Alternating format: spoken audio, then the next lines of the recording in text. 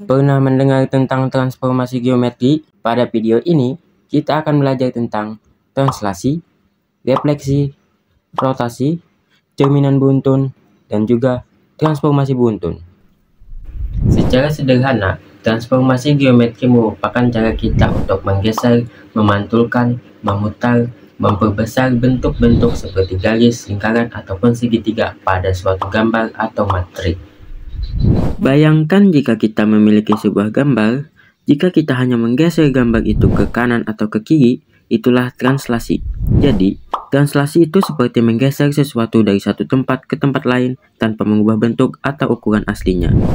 Sebagai contoh, sebuah segitiga ABC ditranslasikan sebesar 1,2.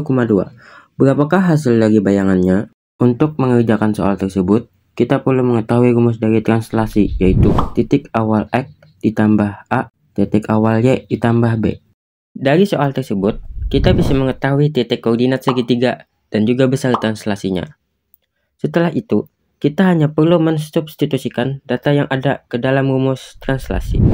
Pada titik A, X adalah 2 dan Y adalah 3. Jadi, jika kita substitusikan ke dalam rumus menjadi A aksen sama dengan X plus A, Y plus B sama dengan X menjadi 2, A menjadi 1, Y menjadi 3, dan B menjadi 2, sama dengan 3,5.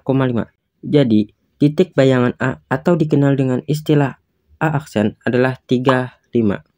Begitu pula dengan titik B dan juga titik C. Refleksi itu seperti melihat bayangan terbalik dari suatu objek, sama seperti saat melihat gambar terbalik di cermin. Ini adalah bayangan titik oleh suatu cermin. Contoh soal.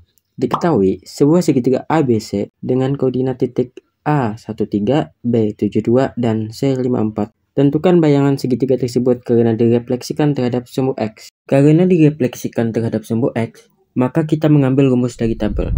X aksen, Y aksen sama dengan X min Y. Setelah itu, kita tinggal mensubstitusi data yang ada pada rumus tersebut. A aksen 1,3 sama dengan X min Y sama dengan nilai X adalah 1, nilai Y adalah 3. Karena nilainya mins, maka menjadi mins 3.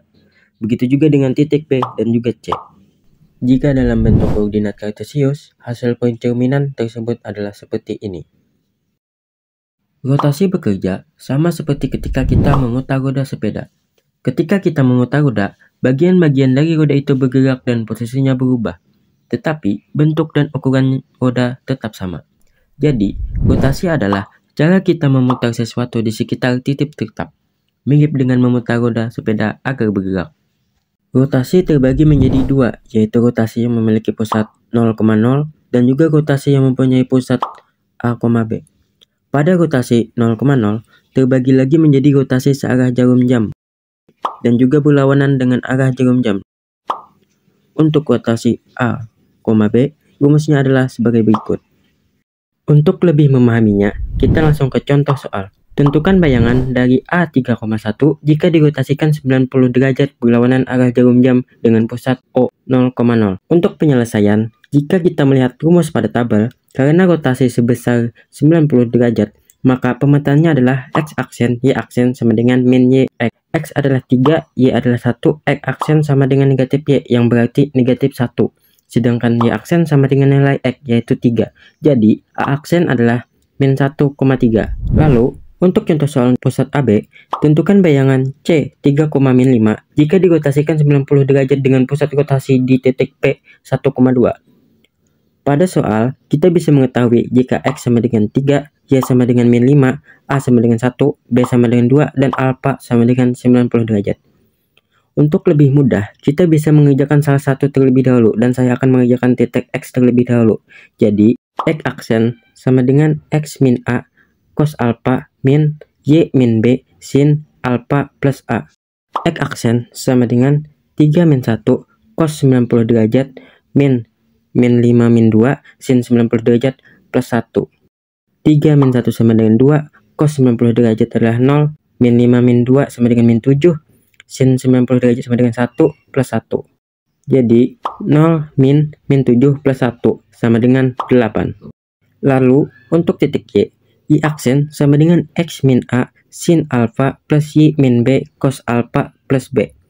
Y aksen sama dengan 3 min 1 sin 90 derajat plus min 5 min 2 cos 90 derajat plus 2. Y aksen sama dengan 3 min 1 sama dengan 2 sin 90 derajat sama dengan 1 min 5 min 2 sama dengan min 7 cos 90 derajat sama dengan 0 plus 2. Y aksen sama dengan 2 plus 0 plus 2. Y aksen sama dengan 4. Jadi bayangan C 3,5 adalah C aksen 8,4. Bayangkan melihat bayangan di cermin, lalu bayangan itu dipantulkan lagi di cermin lain, dan terus berulang. Rotasi sebagai cerminan beruntun itu seperti melihat bayangan yang terus berubah karena dipantulkan berkali-kali oleh cermin. Pada gambar ini menunjukkan dua komposisi cerminan yang sumbunya M dan N berpotongan di titik O.